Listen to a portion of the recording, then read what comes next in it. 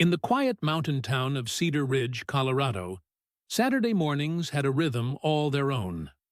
The crisp October air carried the scent of pine needles and distant bike chains clicking. It was the kind of morning that made fathers and sons dream of conquering trails together. But on October 15, 2016, what began as a perfect day for mountain biking would become the beginning of a mystery that would haunt an entire community for 6 long years. Before we dive into this mystery, please like, subscribe to the channel, and comment on what you think happened. Your opinion could be the key to understanding this story. 42-year-old David Martinez was already awake at 5:30 a.m., the aroma of fresh coffee filling the kitchen. His calloused hands, scarred from years as a mechanic, carefully packed energy bars and water bottles into his worn backpack. The house was wrapped in peaceful morning silence, broken only by the refrigerator's hum and distant chirping birds. Upstairs, 16-year-old Jake Martinez pulled on his favorite red cycling jersey, the one with a small tear near the shoulder that his mother, Elena, had offered to mend countless times. Jake refused. That tear was from his first mountain biking accident 2 years ago, and to him, it was a badge of honor. His dark eyes sparkled with excitement as he laced up his riding boots, already imagining flying down the Pine Creek Trail. The father and son had been planning this ride for weeks. They were attempting the advanced section of Pine Creek, a challenging 12-mile route winding through dense forest and rocky terrain, culminating at Eagles Point, a breathtaking overlook offering panoramic views of the valley. Elena Martinez stood in the kitchen doorway, watching her husband check their bikes. The morning light caught the silver in David's hair, and she felt pride watching him methodically inspect every component. David was meticulous about safety, always checking brakes, tire pressure, and helmet fit. "You two be careful out there," Elena said, her voice carrying that gentle warning wives and mothers perfected. She handed David his phone. The weather report said there might be afternoon storms. Jake bounded downstairs, energy infectious. "Don't worry, Mom. Dad knows those trails better than anyone." He kissed her cheek, leaving behind the faint scent of energy drink. At exactly 7:15 a.m., David and Jake Martinez loaded their mountain bikes onto David's blue Ford pickup. Metal clicked against metal as they secured the bikes. Elena watched from the window as they drove away, David's hand waving goodbye, Jake's face turned toward the distant mountains. It was the last time anyone would see them alive. But what really happened on that mountain trail? What if this seemingly perfect father-son adventure was actually the beginning of something far more sinister than anyone could have imagined? The Pine Creek Trailhead parking lot stood empty at 6:45 p.m., save for David's blue Ford pickup truck. The October sun had already disappeared behind the towering peaks, casting long shadows across the gravel lot. A gentle breeze rustled through the aspen trees, their golden leaves creating a soft symphony that should have been peaceful. Instead, it felt ominous. Elena Martinez arrived at the trailhead with her heart hammering against her ribs. She had been calling David's phone every 30 minutes since 4 p.m., when they should have returned home. Each call went straight to voicemail, the cheerful automated message now sounding like a cruel joke. The sight of the abandoned truck sent a chill through her bones that had nothing to do with the dropping temperature. Park Ranger Sarah Coleman had seen plenty of overdue hikers and bikers in her 15 years patrolling these mountains. Most wandered back sheepishly, having lost track of time or taken a wrong turn. But something about Elena's frantic phone call felt different. The desperation in the woman's voice, the way she described David's meticulous nature, how he always carried extra supplies and checked weather reports obsessively. The Ranger's flashlight beam swept across the truck's interior through the driver's side window. David's wallet sat in the cup holder. His keys dangled from the ignition. A half-empty coffee cup rested in the passenger seat, a brown ring staining the bottom where liquid had evaporated throughout the day.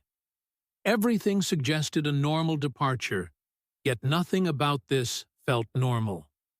Elena pressed her face against the cold metal of the truck, her breath fogging the paint.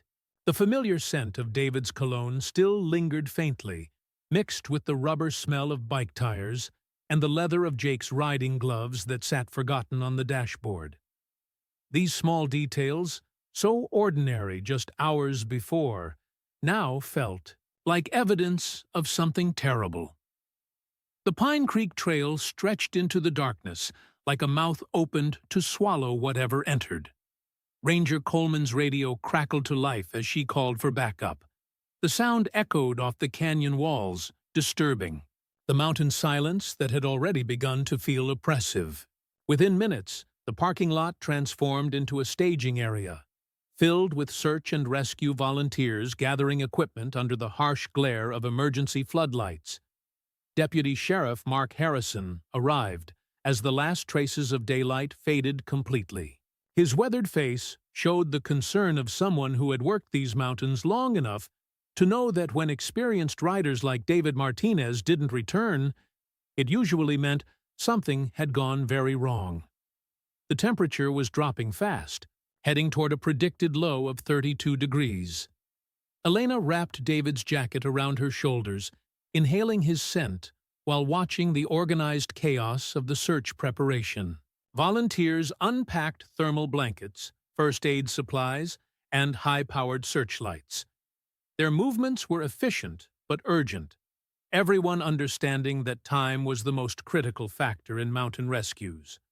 But as the first search teams disappeared into the darkness of Pine Creek Trail, their flashlight beams dancing between the trees like fireflies, one question hung heavy in the mountain air. What could have happened to two experienced riders on a trail they knew by heart? Dawn broke over Cedar Ridge with an unforgiving clarity that illuminated every rock, every tree, every potential hiding place where David and Jake Martinez might be found. The search had continued through the night, with teams of volunteers combing the Pine Creek Trail, armed with thermal imaging cameras and trained search dogs. But as the morning sun climbed higher, hope began to feel as fragile as the frost, melting on the pine needles. Search and Rescue Coordinator Tom Bradley had seen his share of mountain disappearances over the past 2 decades. He knew the statistics by heart. Most lost hikers were found within the first 24 hours, usually cold and scared but alive. Those who weren't found in the first day, those cases took a different turn entirely. Standing at the edge of Pine Creek Canyon, Bradley studied the terrain through his binoculars, looking for any sign of the missing father and son. The trail itself told a story, but it was written in a language that seemed deliberately obscured. Fresh tire tracks from mountain bikes were clearly visible in the soft dirt for the first 3 miles, exactly where they should be. David and Jake had definitely started their planned route, but at mile marker 4, near a sharp switchback that overlooked the canyon, something changed. Deputy Harrison crouched beside the trail, his experienced eyes studying the ground like an ancient tracker reading signs left by wild animals. The bike tracks suddenly veered off the main path, heading toward a narrow deer trail that disappeared into thick underbrush. It wasn't the kind of detour an experienced rider like David would typically make, especially with his teenage son in tow. Broken branches hung at odd angles from low-growing shrubs, creating a pathway that looked recently disturbed. The search dogs, German shepherds named Rex and Luna, followed the scent trail with their noses pressed to the earth, their handlers struggling to keep pace as they pulled toward the dense forest. The dogs' behavior was odd, though. They would follow the scent intensely for several yards, then stop abruptly, circling in confusion before picking up the trail again. Elena Martinez sat in the back of the search command vehicle, clutching a thermos of coffee that had long since gone cold. Her eyes were red from tears and exhaustion, but she refused to leave the search area. She studied every piece of evidence that emerged from the forest. A fragment of red fabric that might have matched Jake's jersey, found snagged on a thorny bush 50 yards from the main trail. A single energy bar wrapper, the same brand David always packed, discovered near a small creek. But it was the third piece of evidence that made everyone's blood run cold. At approximately 2 p.m., searcher volunteer Lisa Chen called out from a clearing about a quarter-mile off the main trail. Her voice carried through the forest with an urgency that made everyone stop what they were doing. When the search teams reached her location, they found something that changed the entire nature of the investigation. A single mountain bike helmet lay partially buried under a pile of fallen leaves. The helmet was black with silver racing stripes, exactly the kind David Martinez always wore. But the most disturbing detail wasn't the helmet itself. It was the condition it was in. Deep scratches marked the surface, and a significant crack ran from the front to the back, the kind of damage that suggested a serious impact. Deputy Harrison carefully photographed the helmet before bagging it as evidence. The location where it was found didn't make sense. If David had crashed here, where was his bike? Where was Jake? And most importantly, why would anyone continue riding without their helmet after an accident severe enough to cause this kind of damage? The discovery of David's damaged helmet transformed the search from a rescue operation into something far more sinister. Within hours, the scene had been cordoned off with yellow tape, and Detective Maria Santos from the Colorado Bureau of Investigation arrived to take over what was now being treated as a potential crime scene. Detective Santos had built her reputation, solving cases that others deemed hopeless. Standing at 5'4" with steel-gray eyes that missed nothing, she surveyed the forest clearing where the helmet had been found. The autumn wind carried the scent of decomposing leaves and something else, something that made her instincts prickle with unease. 20 years of investigating violent crimes had taught her to trust those instincts. The positioning of the helmet troubled her most. It wasn't randomly dropped or lost in a panic. Someone had deliberately placed it under those leaves, as if they wanted it hidden but not impossible to find. The scratches on its surface told a story of violence, but the lack of blood spatter suggested the damage had occurred after it was removed from someone's head. Every detail pointed to staging, to misdirection. Elena Martinez provided Detective Santos with information that painted a picture of David as a man of rigid habits and careful planning. He checked weather reports obsessively, always carried twice the water they needed, and had never taken an unplanned detour in 15 years of mountain biking. The idea that he would suddenly decide to explore an unmarked deer trail with his teenage son defied everything Elena knew about her husband. Meanwhile, the search teams had expanded their grid pattern, combing through acres of dense forest that surrounded Pine Creek Trail. The terrain grew increasingly treacherous as they moved away from the main path. Steep ravines dropped away without warning, hidden by thick vegetation that could easily conceal a fall or hide evidence of something more deliberate. Jake's best friend, 17-year-old Marcus Webb, arrived at the Search Command Center with information that made Detective Santos's blood run cold. Jake had been acting strange in the weeks leading up to the bike trip, Marcus explained. He'd eyed weights, been secretive about his phone calls, jumpy when unexpected visitors came to the house, and had asked Marcus strange questions about whether he thought people could just disappear without a trace. The revelation that Jake might have been frightened of something, or someone, before the trip completely changed the investigation's direction. Detective Santos immediately requested Jake's phone records and began interviewing his teachers, classmates, and anyone who had recent contact with the teenager.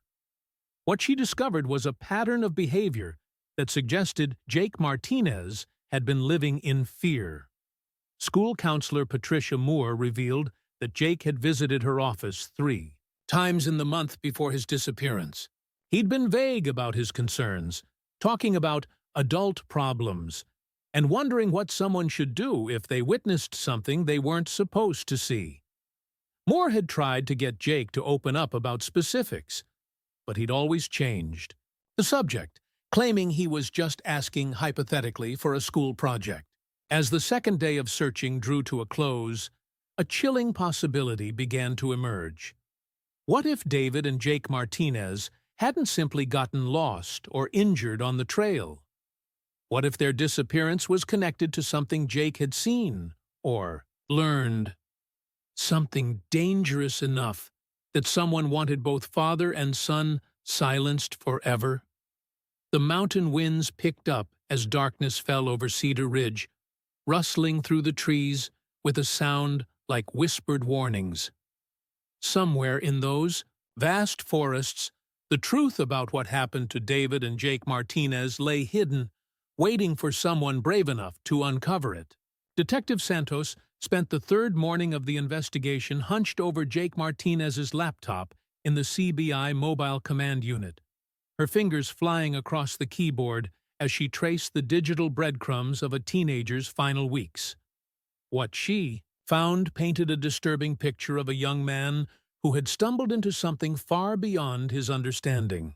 Jake's browser history revealed an obsession with articles about witness protection programs, unsolved disappearances in Colorado, and, most troubling of all, searches for what happens to people who see crimes and can police protect families from dangerous people. The searches had intensified dramatically in the 2 weeks before the bike trip, suggesting that whatever Jake had witnessed or learned about was recent and immediate. His social media activity told an even more concerning story. Jake's normally active Instagram and Snapchat accounts had gone almost silent in the weeks before his disappearance. The few posts he'd made were cryptic, photos of mountain trails, with captions like, "Some paths you can't come back from," and "Wish I could rewind time." His closest friends had started commenting, asking if he was okay, but Jake never responded. The breakthrough came when Detective Santos accessed Jake's deleted text messages. Buried in the recovered data was a conversation with an unknown number that made her hands tremble as she read it. The messages, sent just 4 days before the bike trip, were brief but terrifying. Stop looking into things that don't concern you. Some secrets are meant to stay buried. Your family wouldn't want anything to happen to them. Jake's responses showed a teenager trying to be brave while clearly terrified. "I don't know what you're talking about," and "Please leave my family alone." The unknown number had sent one final message that chilled Detective Santos to the bone. "Sunday's bike ride sounds fun. Beautiful trail, lots of places to get lost forever." The phone records revealed that the threatening number was a burner phone, purchased with cash at a convenience store in Denver 2 weeks before the messages were sent.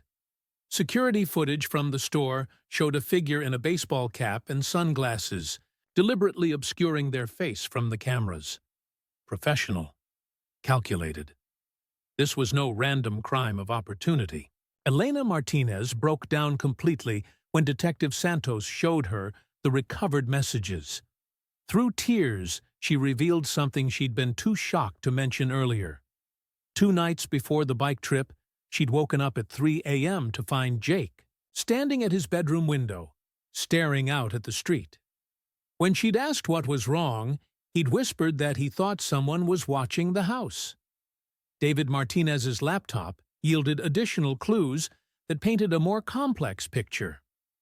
His search history showed he'd been researching the same topics as his son, but from a different angle. David had been looking into local police corruption cases, unsolved murders in the Colorado mountains, and had even contacted a journalist who specialized in exposing government cover-ups. The final piece of digital evidence was the most damning.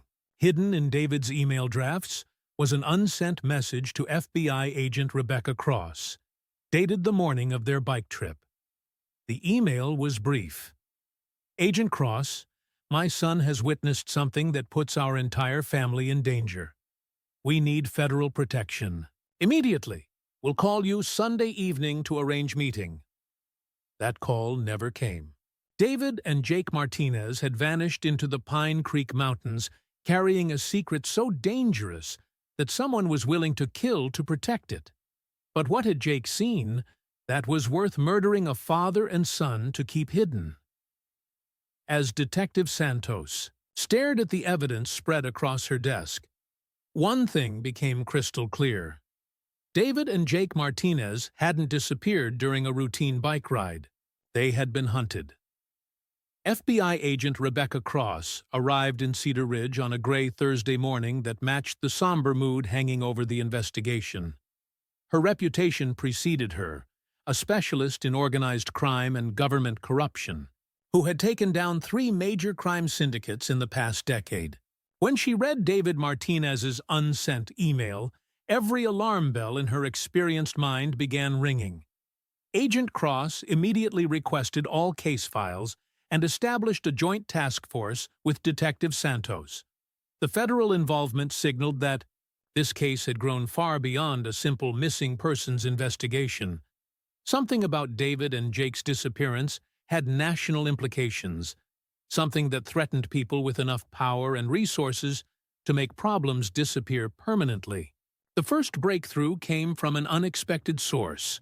Maria Gonzalez, a Forest Service employee who maintained the Pine Creek Trail system, approached Agent Cross with information that made the federal agent's pulse quicken. Maria had been afraid to come forward earlier, worried about losing her job, but the guilt of staying silent had become unbearable.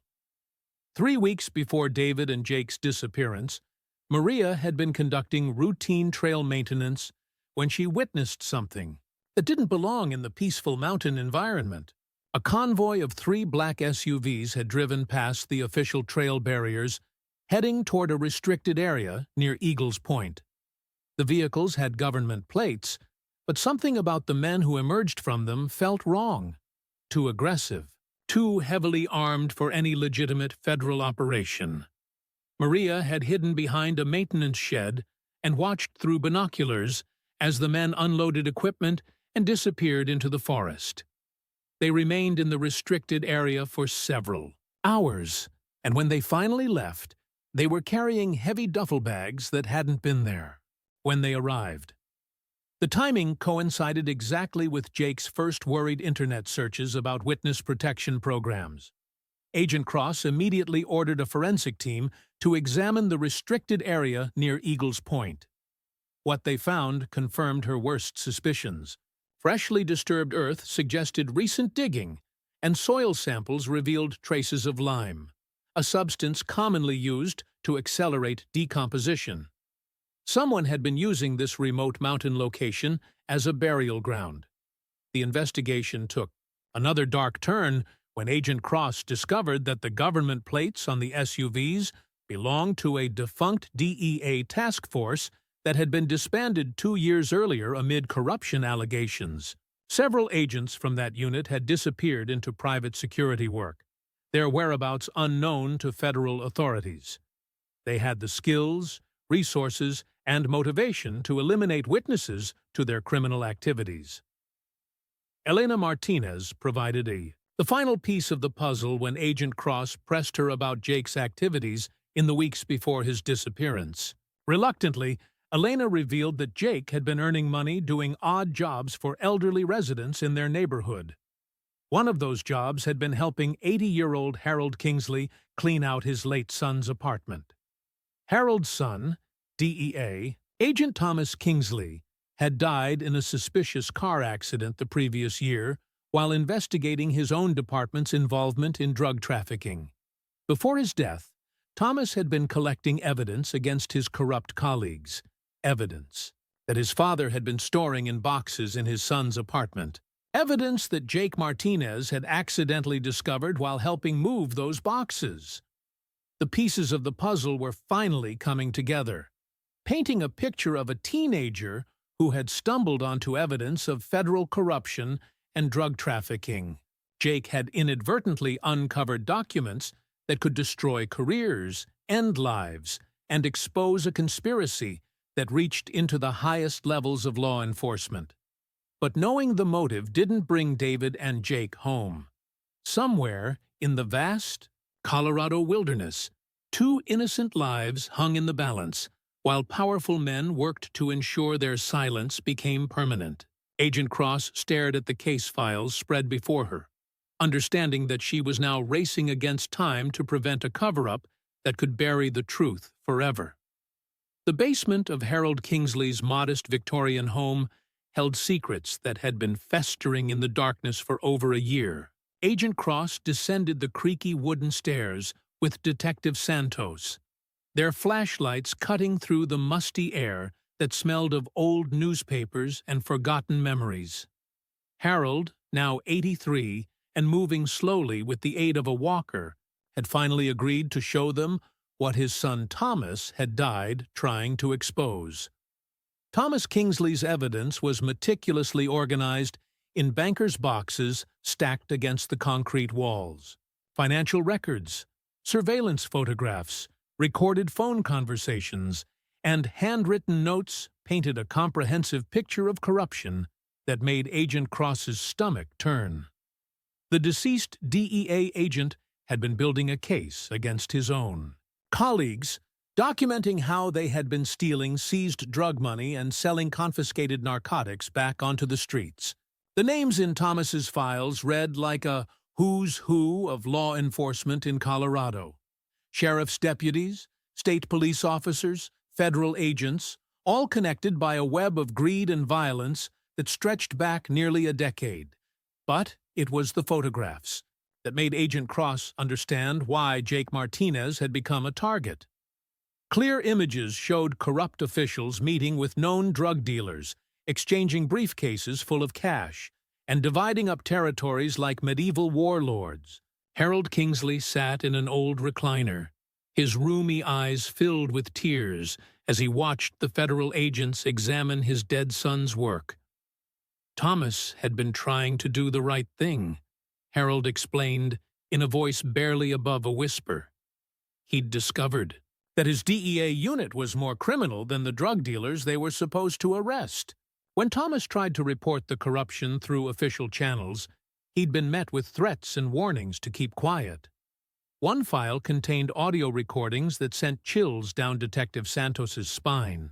In grainy phone conversations, she could hear corrupt DEA agents discussing problems that needed to be permanently solved. The voices spoke casually about murder, as if eliminating witnesses was just another administrative task. Thomas Kingsley's name appeared frequently in these conversations, marked for elimination long before his convenient car accident. Agent Cross found Jake Martinez's connection to the evidence in a handwritten note dated just weeks before the bike trip. Harold had written a reminder to himself. Nice Martinez boy helped move boxes today. Very polite. Reminded me of Thomas at that age. But it was the annotation in the margin that made Cross's blood run cold. Boxes were opened during move. Contents may have been visible. The realization hit like a physical blow. Jake hadn't been deliberately investigating anything. He had simply been in the wrong place at the wrong time. A helpful teenager who had glimpsed documents that powerful men would kill to keep secret. His subsequent internet searches about witness protection and disappearances showed a scared kid trying to understand the magnitude of what he'd accidentally discovered. In the deepest corner of the basement, Agent Cross found Thomas Kingsley's insurance policy, a safety deposit box key taped to the inside of a hollowed-out book. The key was accompanied by a note written in Thomas's careful handwriting. If something happens to me, this contains everything. Give it to someone who still believes in justice. Harold had been too frightened to use the key after his son's death, but he handed it to Agent Cross with shaking fingers. The safety deposit box, located at a bank in downtown Denver, contained the final pieces of the puzzle. Video surveillance footage showed corrupt DEA agents dividing up millions in seized drug money. Financial records detailed offshore bank accounts where the stolen funds were hidden. Most damning of all were the personnel files showing how honest agents who asked too many questions were systematically transferred, demoted, or worse. As Agent Cross and Detective Santos drove back to Cedar Ridge through the mountain darkness, one fact became unavoidably clear.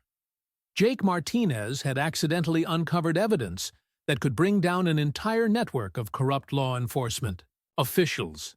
These weren't just dirty cops taking bribes. They were organized criminals wearing badges, men who had already killed to protect their secrets and wouldn't hesitate to kill again. But somewhere in the Colorado mountains, David and Jake Martinez were still alive. Agent Cross was certain of it. The corrupt agents needed to know exactly what Jake had seen and who he might have told before they could risk eliminating the only witnesses to their crimes. The question was, how much time did father and son have left before their captors decided they knew enough to make them disappear forever? Agent Cross knew she was being watched. The black sedan that had been following her for 3 days finally confirmed her suspicions. The corrupt network had realized she was closing in on their operation. As she sat in her hotel room in Cedar Ridge, studying Thomas Kingsley's evidence, by lamplight, every shadow outside her window seemed to conceal a potential threat. The corrupt DEA agents had made their first mistake by underestimating how quickly the FBI would mobilize once Agent Cross realized the scope of the conspiracy. Within 48 hours, she had assembled a task force of agents she trusted implicitly, men and women whose loyalty to justice was beyond question. But even among federal law enforcement, she had to be careful. The corruption reached higher than anyone had imagined. Detective Santos had been moved to a safe house after someone broke into her apartment and searched through her personal belongings. The message was clear: back off or suffer the consequences. But both women had seen too much evidence of innocent blood on corrupt hands to be intimidated by threats. If anything, the attempts to scare them off only confirmed they were on the right track. The breakthrough came from an unexpected source. Marcus Webb, Jake's best friend, contacted Agent Cross with information that made her realize how close they were to finding the missing father and son. Marcus had been troubled by something Jake had told him during their last conversation before the bike trip, something that hadn't seemed important until now. Jake had mentioned seeing the shed guy again during his final week. Marcus had assumed Jake was talking about someone from his landscaping job, but now Agent Cross understood the significance. Jake had been working part-time for a local landscaping company that maintained properties throughout the mountains, including several remote locations that would be perfect for hiding kidnapping victims. The landscaping company's client list included dozens of properties scattered across the Colorado wilderness. Abandoned mining claims, hunting cabins, and remote maintenance facilities dotted the mountainous terrain like potential hideouts for corrupt agents who needed isolated locations to interrogate their captives. Agent Cross divided the task force into teams and began systematically investigating each property. Elena Martinez had been placed under protective custody, but she continued providing crucial information about David's habits and knowledge of mountain terrain.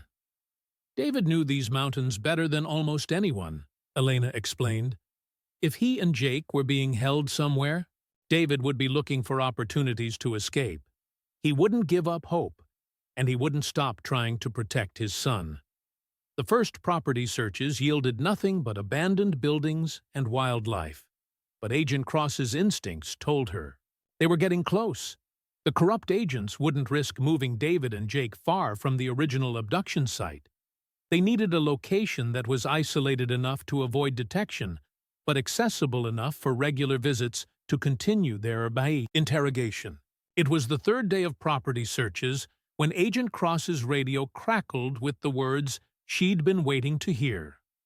Team Delta, investigating a remote mining maintenance facility 15 miles from Pine Creek Trail, had found fresh tire tracks and recent human activity. The facility consisted of several metal buildings surrounded by chain-link fencing, officially abandoned but clearly being used for something unofficial. Thermal imaging confirmed what Agent Cross had hoped for and dreaded in equal measure: 2 heat signatures inside the main building, consistent with human forms. David and Jake Martinez were alive, but Agent Cross knew that time was running out. The corrupt network would realize their safe house had been compromised, and they wouldn't hesitate to eliminate their captives and disappear. As Agent Cross coordinated the rescue operation, one thought dominated her mind. After 6 days of captivity, what condition would David and Jake be in? And more importantly, what secrets had the corrupt agents extracted from them during their brutal interrogation? The mountain winds howled around the abandoned facility as Agent Cross's team moved into position, their weapons drawn and night vision goggles revealing a scene that looked like something from a nightmare. Whatever had happened to David and Jake Martinez in that isolated building, their ordeal was about to end. But would they survive long enough to testify against the corrupt officials who had destroyed so many lives? The abandoned mining facility crouched in the darkness like a metal beast, its corrugated buildings silhouetted against the star-filled Colorado sky. Agent Cross positioned herself behind a concrete barrier, her night vision revealing the layout of what had become David and Jake Martinez's prison for 6 agonizing days. 2 guards patrolled the perimeter, their movements casual and confident, unaware that their isolated fortress was now surrounded by federal agents. The thermal imaging had confirmed that David and Jake were being held in the main building, but Agent Cross couldn't determine their condition from the heat signatures alone. Radio chatter from the surveillance team indicated that the guards were corrupt DEA agents Robert Kane and Vincent Torres, both former members of Thomas Kingsley's disbanded unit. These weren't common criminals, they were trained professionals who wouldn't hesitate to kill their captives if they sensed a rescue attempt. Agent Cross's tactical team moved with precision, born from years of high-stakes operations. Using hand signals, she directed 3 agents toward the building's rear entrance while 2 others approached from the east side. The guards would be neutralized simultaneously, leaving no opportunity for them to harm David and Jake or alert other members of the corrupt network. The first guard went down silently at 2:47 a.m., Agent Johnson's taser dropping him before he could reach his radio. The second guard, Torres, proved more difficult. He spotted the tactical team's movement and shouted a warning before Agent Martinez tackled him to the ground. The element of surprise was lost, but the facility was secure. Inside the main building, Agent Cross found a scene that would haunt her nightmares for years to come. David Martinez sat chained to a metal chair in the center of a windowless room, his face swollen from repeated beatings, but his eyes still defiant. 16-year-old Jake huddled in a corner cage, barely large enough for a dog, his red cycling jersey torn and stained with blood. The rescue itself took less than 3 minutes.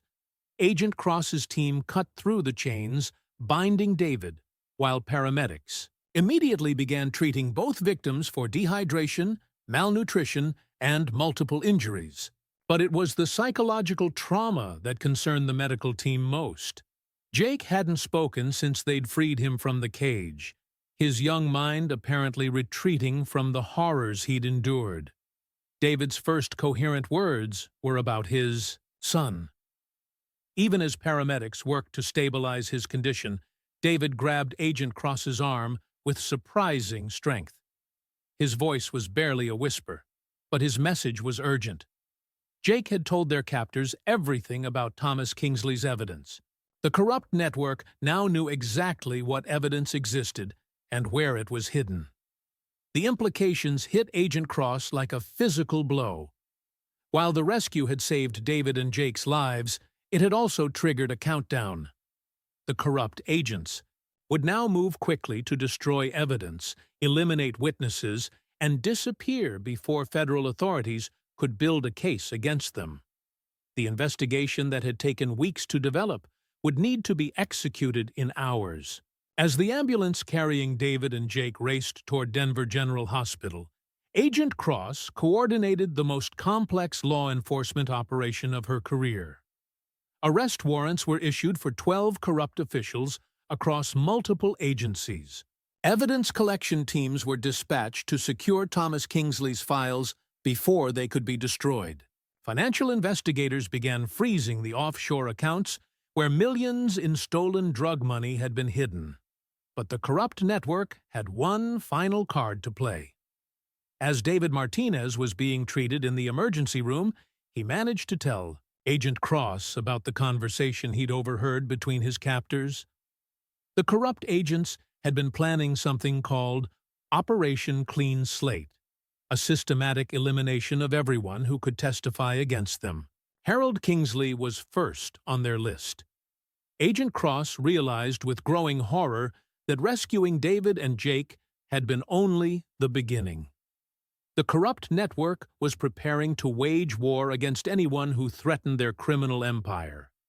And they had the training, weapons, and connections to make that war very bloody indeed. The question was no longer whether justice would prevail. The question was how many more innocent people would die before the corrupt officials were finally brought to justice. As Agent Cross raced through the Denver streets toward Harold Kingsley's house, she prayed she wouldn't be too late to save the elderly man whose dead son had started this entire deadly chain of events. Harold Kingsley's house stood in darkness when Agent Cross's convoy screeched to a halt on the quiet residential street. The front door hung open, creaking in the cold wind that carried the scent of gunpowder and something far worse. Agent Cross drew her weapon and moved through the doorway, her flashlight beam revealing overturned furniture and signs of a violent struggle. They found Harold in his basement, slumped over his son's evidence boxes with 3 gunshot wounds to the chest. The elderly man's eyes were still open, staring at the concrete floor where scattered documents created a paper graveyard of his son's life work. But Harold Kingsley's final act had been one of defiance. Clutched in his lifeless hand was a cell phone that had managed to record the voices of his killers. The audio was brief but devastating. Agent Cross listened to corrupt DEA agents Kane and Torres discussing their systematic plan to eliminate everyone connected to Thomas Kingsley's investigation. Their voices were calm, professional, as they methodically planned murders like they were organizing a work schedule. Harold's death was just the beginning of their clean slate operation. Elena Martinez was next on their list, followed by Detective Santos, Harold's neighbors who might have seen something, and finally, Agent Cross herself. The corrupt network had decided that total elimination was their only path to survival. They would kill everyone who knew about their crimes, destroy all evidence, and disappear into new identities they'd been preparing for years. Agent Cross immediately ordered maximum protection for all potential targets while coordinating the largest manhunt in Colorado history. Every law enforcement agency in the state was mobilized to track down the corrupt agents before they could complete their killing spree. Roadblocks appeared on every major highway, airports were monitored, and safe houses were established for witnesses who hadn't yet been murdered. But the corrupt network had anticipated this response. Agent Cross discovered that Kane and Torres had been preparing for this moment for months, establishing multiple escape routes, safe houses, and false identities. These weren't desperate criminals making panicked decisions. They were experienced operatives executing a carefully planned exit strategy. The hunt intensified when Detective Santos's safe house came under attack at dawn. 3 masked gunmen attempted to breach the location, but the protective detail held them off long enough for reinforcements to arrive.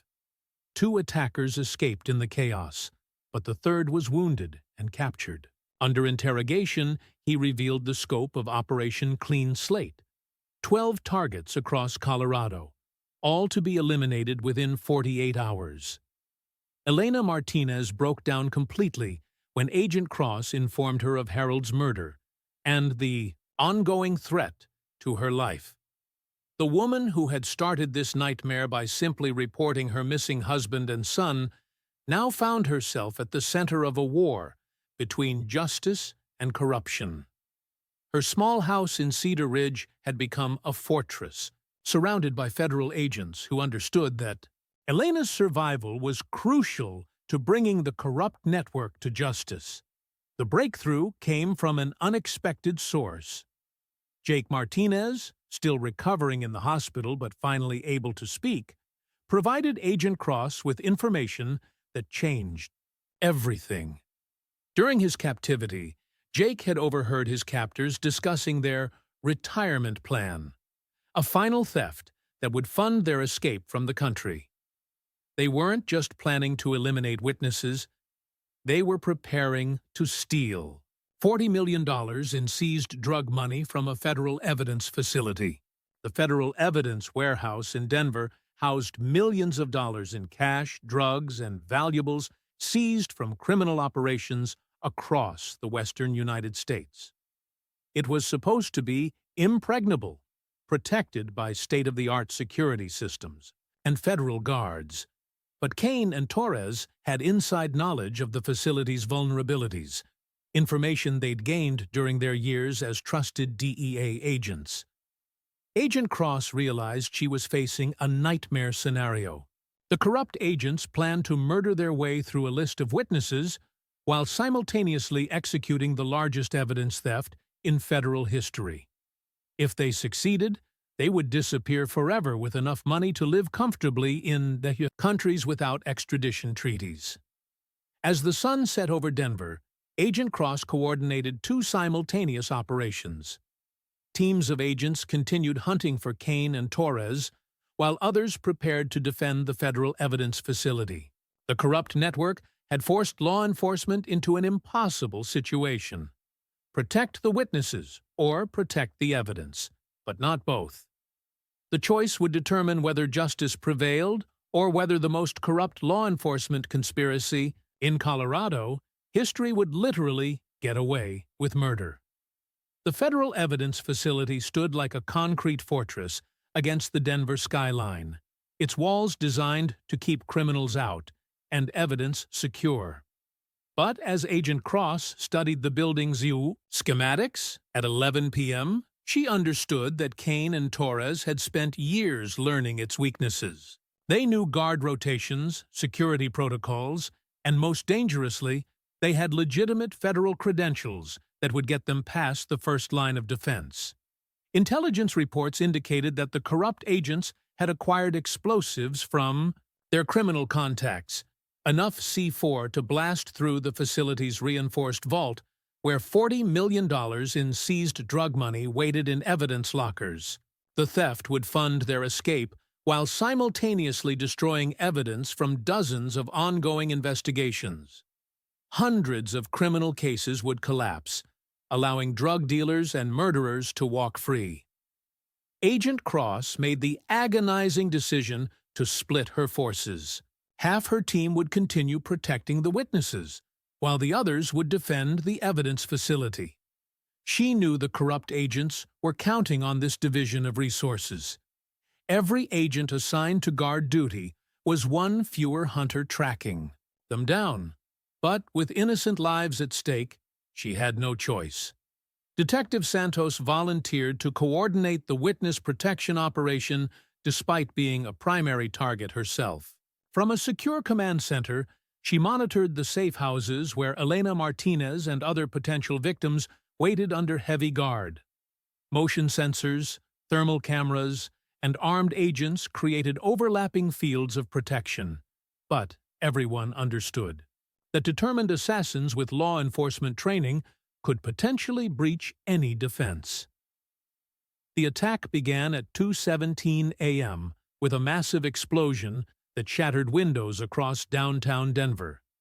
Cain and Torres had detonated a car bomb in the key evidence facility's parking lot, not to breach the building, but to draw the security response away from their real target. While guards rushed to the explosion site, the corrupt agents entered through a maintenance tunnel they'd mapped during their years of federal service. Agent Cross watched the thermal imaging feed in horror as two figures moved through the facility's basement corridors. The building's automated systems were responding to the explosion by sealing emergency doors and activating lockdown protocols. But Cain and Torres knew override codes that should have been changed years ago. They moved through the facility like ghosts, invisible to systems designed to stop outsiders. The vault breach took them exactly 14 minutes. Professional demolition work that spoke to careful planning and expensive equipment. As alarms shrieked throughout the building, the corrupt agents methodically loaded duffel bags with cash from evidence lockers while destroying hard drives and file cabinets containing years of investigative work. Their theft wasn't just about money. It was about erasing their crimes from official records. But Agent Cross had anticipated their escape route. As Cain and Torres emerged from the facility with their stolen millions, they found themselves surrounded by FBI tactical teams positioned at every exit. The corrupt agents' federal credentials meant nothing now. They were fugitives carrying stolen evidence, their crimes exposed for all to see. The standoff lasted 37 minutes. Cain and Torres, realizing their situation was hopeless, attempted to negotiate their surrender in exchange for revealing the locations of other corrupt officials. But Agent Cross had learned not to trust anyone who would kidnap and torture a 16-year-old boy. The negotiations were a stalling tactic, while the corrupt agents prepared for their final, desperate gambit. At 3:24 a.m., Cain detonated a suicide vest he'd been wearing throughout the operation. The explosion killed him instantly and wounded Torres, but more importantly, it destroyed most of the stolen evidence. In their final act of corruption, the two agents had chosen to take their secrets to the grave rather than face justice for their crimes. Agent Cross found Torres bleeding in the debris, clutching a detonator for a second explosive device. His final words before losing consciousness would haunt her forever. "You think this ends with us? You have no idea how deep this goes." As dawn broke over Denver. The immediate threat had ended. Cain was dead, Torres was in custody, and the witnesses were safe. But Agent Cross stared at the destroyed evidence facility and wondered how many other corrupt networks were still operating in the shadows, protected by badges and federal authority that should have stood for justice. Time moved differently in the mountains. The Pine Creek Trail had been reopened for 5 years, but hikers still whispered about the Martinez family when they passed the spot where David's helmet had been found. Cedar Ridge had tried to return to normal, but some wounds, cut too deep for complete healing. Jake Martinez, now 22, sat on the porch of the small cabin where he lived with his mother, watching the sunset paint the mountains in shades of gold and crimson. The physical scars from his ordeal had faded, but the psychological wounds remained. Jake had never returned to school, instead earning his GED and working as a wilderness guide who helped lost hikers find their way home. Elena Martinez had aged a decade in the 6 years since her husband's death. David's funeral had been held 3 months after the evidence facility explosion, when Torres finally revealed the location where Cain had buried David's body. The corrupt agent had hoped to trade information for a reduced sentence, but federal prosecutors showed no mercy to someone who had tortured a child and murdered an innocent father. Agent Cross visited Cedar Ridge every year on the anniversary of David's death, a pilgrimage she made to remind herself why she'd chosen federal law enforcement. The Martinez case had been the defining moment of her career, leading to the exposure of corruption networks in 4 states and the conviction of 18 corrupt officials. But the victory felt hollow when she looked at Jake's haunted eyes. Detective Santos had been promoted to captain and now ran the Colorado Bureau of Investigation's Corruption Task Force. The unit she'd built in the aftermath of the Martinez case had become a model for other states, training officers to recognize and investigate corruption within their own ranks. But Maria Santos still couldn't sleep soundly, knowing that Torres's final words had proved prophetic. The corruption had indeed run deeper than anyone imagined. Torres's cooperation with federal prosecutors had revealed networks of corrupt officials across the western United States, all connected by greed and protected by a code of silence that transcended jurisdictional boundaries. The Martinez case had been just one thread in a web that stretched from California to Texas. Vincent Torres himself had died in federal prison 2 years into his life sentence, killed by inmates who'd discovered he was a former federal agent. The official report listed his death as a gang-related stabbing, but Agent Cross suspected that corrupt officials still had enough reach to arrange prison murders. Torres had taken most of his secrets to the grave. Jake's recovery had been slow and painful, marked by nightmares and panic attacks that gradually lessened but never fully disappeared.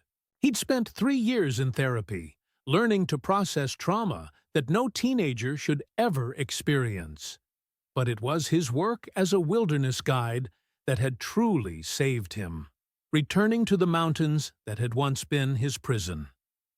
Elena found purpose in advocacy work, speaking to law enforcement groups about the human cost of corruption and the importance of protecting witnesses. Her testimony had helped pass federal legislation strengthening witness protection programs and creating oversight committees to monitor law enforcement agencies for signs of corruption. But the most significant change came from an unexpected source. The Martinez case had inspired Harold Kingsley's surviving family to establish a foundation dedicated to supporting families affected by law enforcement corruption. The foundation provided legal assistance, counseling services, and financial support to victims who often found themselves fighting powerful institutions with unlimited resources. As the 6th anniversary of David's death approached, Agent Cross received a package that made her hands tremble as she opened it. Inside was a single mountain bike wheel, rusted and damaged, along with a note written in careful handwriting. "This belonged to my father. I found it buried near Eagles Point last week. I thought you should have it." The wheel was all that remained of David Martinez's bike, hidden for 6 years in the mountain soil where Cain had tried to bury all evidence of his crimes. But mountains have a way of revealing their secrets over time, and even the most carefully hidden truths eventually surface in the eternal cycle of seasons and weather. Agent Cross held the wheel in her hands and thought about justice, corruption, and the price ordinary families pay when law enforcement fails. The Martinez case was closed. The corrupt officials were dead or imprisoned, but the mountains remembered everything. They always did. The discovery of David Martinez's bike wheel 6 years after his death should have been the final chapter in a story that had already claimed too many lives. But as Agent Cross examined the rusted metal in the FBI laboratory, she realized that this piece of evidence held one last secret that would shake the foundations of everything she thought she knew about the case. Forensic analysis revealed something that made Agent Cross's blood run cold. The wheel hadn't been buried immediately after David's murder, as Cain and Torres had claimed. Soil samples and corrosion patterns indicated it had been moved and reburied, multiple times over the years, most recently just 3 months ago. Someone else knew where David's bike had been hidden, someone who was still alive and still covering tracks. The implication was staggering. Cain and Torres hadn't been the only corrupt agents involved in the Martinez kidnapping and murder. There was at least one more member of the network who had escaped justice. Someone with enough knowledge of the crime scene to relocate evidence and enough power to remain hidden for 6 years. Agent Cross immediately reopened the investigation, this time focusing on the expanded timeline revealed by the forensic evidence. If the wheel had been moved recently, it meant the surviving corrupt official was still operating in Colorado, still close enough to the original crime scene to monitor and manipulate evidence as needed. The breakthrough came from an unexpected source. Jake Martinez, now working as a wilderness guide, had been leading hiking groups near Eagles Point when he discovered the wheel. But Jake also remembered something that he'd been too traumatized to mention during the original investigation.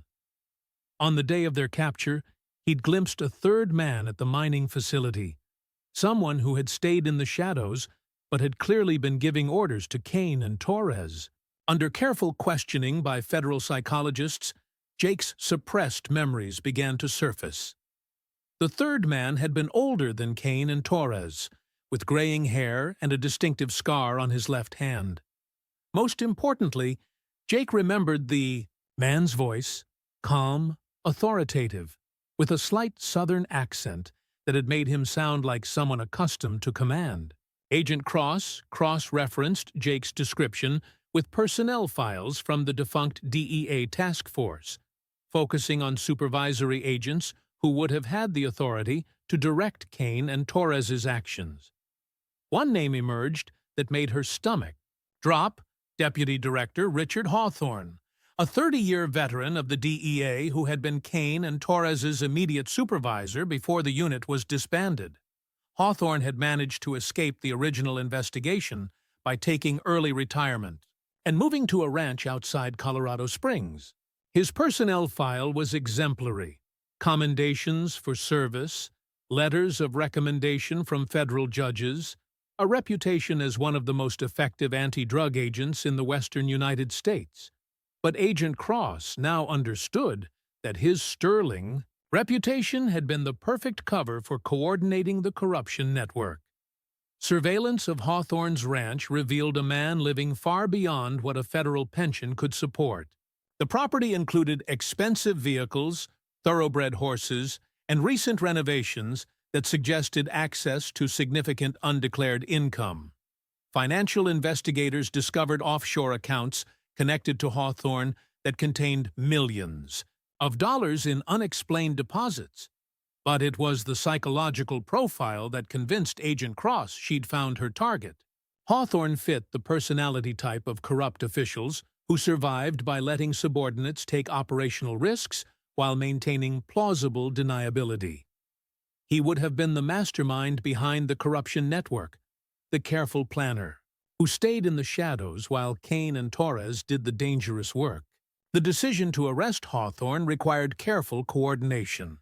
As a former federal supervisor, he would have contacts throughout law enforcement who might warn him of the impending investigation. Agent Cross assembled a task force of agents she trusted absolutely, officers whose loyalty was beyond question and whose careers hadn't intersected with Hawthorne's network. On a cold morning in late October, exactly 6 years and 2 weeks after David and Jake Martinez had set out for their fateful bike ride, federal agents surrounded Richard Hawthorne's ranch. The man who had orchestrated their kidnapping, torture, and David's murder was finally going to face justice. But Hawthorne had one final surprise waiting for the investigators who thought they'd finally solved the Martinez case. The truth about why David and Jake had been targeted was even more shocking than anyone had imagined. And it would force Agent Cross to question everything she thought she knew about justice, corruption, and the price of truth. Richard Hawthorne sat in the federal interrogation room like a man who had been expecting this moment for 6 years. His weathered hands were folded calmly on the metal table, his gray eyes showing no surprise when Agent Cross entered with a thick file containing evidence of his crimes. When he finally spoke, his voice carried the weight of secrets that had festered in the darkness for far too long. "You want to know why David Martinez had to die?" Hawthorne said, his southern accent barely perceptible after decades of federal service. "It wasn't because his son saw Thomas Kingsley's files. That was just the excuse we needed. David Martinez was killed because he was getting too close to something much bigger than a few corrupt agents stealing drug money." Agent Cross felt the familiar chill that came with major revelations in complex cases. She activated the recording equipment and settled in for what she suspected would be a confession that went far beyond anything she'd imagined. Hawthorne smiled at the gesture, understanding that his words would either destroy him or implicate people with far more power than a retired DEA supervisor. The real story began 15 years earlier, when a joint task force investigating Mexican drug cartels had discovered something that went to the very heart of American law enforcement. Hawthorne revealed that the corruption network wasn't just stealing money and selling drugs, they were providing intelligence to cartel leaders about ongoing federal investigations, effectively serving as spies within the American justice system. David Martinez, Hawthorne explained, had been working as a mechanic at a federal motor pool where law enforcement vehicles were maintained and repaired. But David's real value had been his photographic memory and his habit of overhearing conversations between agents who thought a blue-collar mechanic wasn't worth watching. Over the years, David had accumulated knowledge about operational details that could expose the entire spy network. The corruption reached levels that made Agent Cross's hands shake as she took notes. Federal judges, prosecutors, and high-ranking officials in multiple agencies had been compromised by cartel money.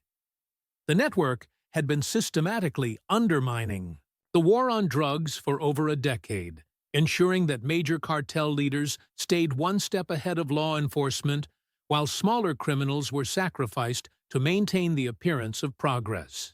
Jake's discovery of Thomas Kingsley's files had provided the perfect cover story for eliminating David Martinez. The corrupt network could claim they were protecting themselves from exposure by a teenager who had stumbled onto evidence of DEA corruption, when in reality, they were silencing a man who had accidentally learned too much about a massive intelligence operation that compromised national security. Hawthorne's confession continued for 3 hours, each revelation more damaging than the last.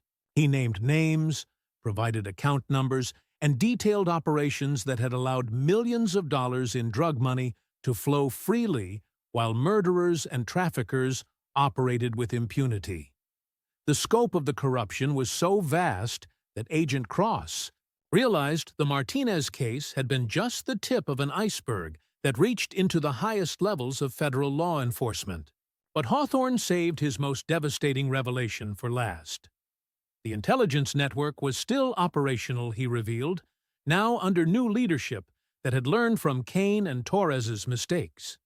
David Martinez's murder had been a warning to other potential witnesses, but the fundamental corruption that had caused his death remained intact and more dangerous than ever. As Agent Cross left the interrogation room, she carried the weight of knowledge that would reshape her understanding of law enforcement corruption in America. The Martinez family had paid the ultimate price for accidentally threatening a network of spies and traitors who had betrayed everything law enforcement was supposed to represent. 6 months later, Agent Cross stood at David Martinez's grave in Cedar Ridge Cemetery, surrounded by the federal agents and prosecutors who had used Hawthorne's confession to dismantle the largest corruption network in American law enforcement history. 43 officials across 7 agencies had been arrested. Hundreds of criminal cases had been reopened. The intelligence network that had operated in the shadows for 15 years was finally exposed to the light of justice. Elena and Jake Martinez attended the cemetery ceremony, their faces showing the complex emotions of a family that had finally received justice for their devastating loss. David's sacrifice hadn't been in vain. His death had ultimately exposed corruption that might have continued for decades, allowing countless more criminals to escape justice and innocent families to suffer. But as Agent Cross placed flowers on David's grave, she couldn't shake Hawthorne's final words from their interrogation. "You think this ends it? Corruption is like a weed. Cut it down, and it grows back stronger. There will always be people willing to betray their oath for money, and there will always be criminals willing to pay them." The mountains of Colorado stood eternal and watchful around the small cemetery, holding their secrets in stone and snow. David Martinez rested among them now, his truth finally told, his justice finally served. But the mountains remembered everything, and they would continue watching long after the last corrupt official was brought to justice. Patient guardians of a justice that came too late for some, but not too late for others who might follow.